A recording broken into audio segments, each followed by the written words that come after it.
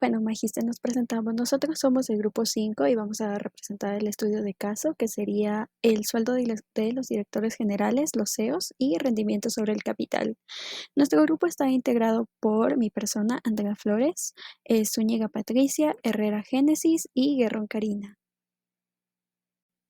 Bueno, como primer punto tenemos de qué trata el caso. Este ejemplo estudia la relación entre el sueldo del CEO, los Chief Executive Officer y el rendimiento del capital, que sería el Return on Equity, el ROE, de las empresas. Se trata de un análisis de regresión lineal simple, el cual recolecta datos de interés económico sobre empresas, salario de los CEOs en miles de dólares y el rendimiento sobre el capital en porcentaje de las empresas que dirigen.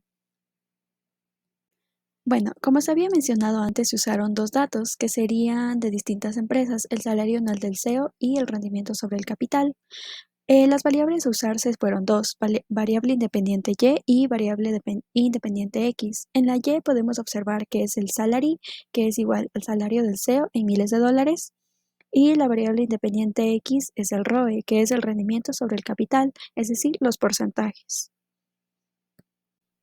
Bueno, en este momento tenemos el modelo estimado, el cual nos indica que el salario base estimado es de $963.191.000, lo cual podemos interpretar que por cada punto porcentual adicional en el ROE, el salario del CEO aumenta en $18.501. Como podemos observar, ahí está el salario, que sería igual a 963.191 más 18.501 por el ROE. Eso sería todo en sí en el modelo estimado. En cambio, en la interpretación de beta, el signo positivo, que sería más 18.501, indica que a mayor rendimiento sobre el capital, mayor es el salario del CEO. La relación entre ROE y salary es directa o positiva. La magnitud, en cambio, nos da como aumento de un porcentual en el ROE, se asocia con un aumento de aproximadamente $18.501 en el salario del CEO.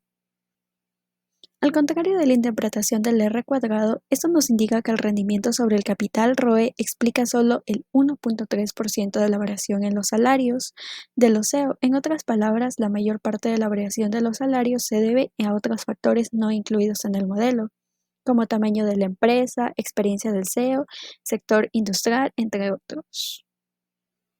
Listo. Podemos concluir que aunque existe una relación positiva entre el rendimiento de la empresa y el salario del CEO, el ROE por sí solo no es un buen predictor, lo que sugiere la necesidad de un modelo más completo con más variables explicativas. Gracias. En este punto vamos a explicar sobre la consistencia y coherencia de los resultados hallados en la estimación de beta 0 y beta 1, porque los autores ofrecen la interpretación respecto a los valores estimados. En la intersección beta 0, el valor como 963.191 implica que si el rendimiento sobre el capital ROE es cero, el sueldo anual promedio de los CEOs sería de 963.191. Esto es consistente con el modelo en tanto que refleja un punto base estimado a partir de los datos. En la pendiente beta 1, el coeficiente estimado de 18.501 indica que por cada incremento de un punto porcentual en el ROE, el sueldo promedio de los CEO aumenta en 18.501. Este resultado también es coherente con la teoría económica y organizacional, que sugiere que un mayor desempeño de la empresa reflejado en un ROE más alto debería estar asociado a una mayor compensación para los ejecutivos. La interpretación y la magnitud de los coeficientes son consistentes con el razonamiento económico y las observaciones de la muestra.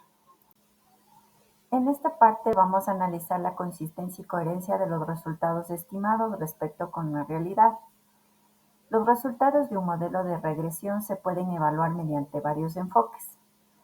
Primero, signo y magnitud de los coeficientes. Evaluar si los signos de los coeficientes beta 0 más beta 1 coinciden con la teoría y las expectativas basadas en la realidad económica. En este caso, beta 1 mayor que 0 es consistente con la hipótesis de que un mejor desempeño empresarial incrementa el sueldo del CEO. Segundo, significancia estadística. Se puede verificar si los coeficientes son estadísticamente significativos, lo que puede evaluarse mediante pruebas T y valores P. Esto permite determinar si la relación estimada es robusta y no debida al azar. Tercero, bondad de ajuste. Revisar el red al cuadrado del modelo para determinar qué proporción de la variabilidad en los sueldos salariales es explicada por ROE. Un R cuadrado bajo podría indicar que otros factores importantes no se han considerado.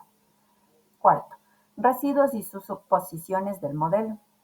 Analizar los residuos del modelo para comprobar si cumplen las suposiciones de homoscedasticidad, normalidad y ausencia de correlación serial. Quinto, validación externa. Compara los resultados con datos de otras muestras o estudios previos que hayan explorado relaciones similares. Si los coeficientes son similares, esto refuerza la validez del modelo. Pruebas de robustez. Introducir variables adicionales, control o modificar la especificación del modelo para verificar si los coeficientes estimados beta 0 más beta 1 cambian significativamente. Y séptimo, análisis de la residualidad estructural. Evaluar si el modelo captura correctamente la relación entre las variables o si hay indicios de variables omitidas o especificación incorrecta. En esta diapositiva analizaremos cómo cambiarían los resultados del modelo de Waldrich si los estimáramos con datos del Ecuador en el 2024.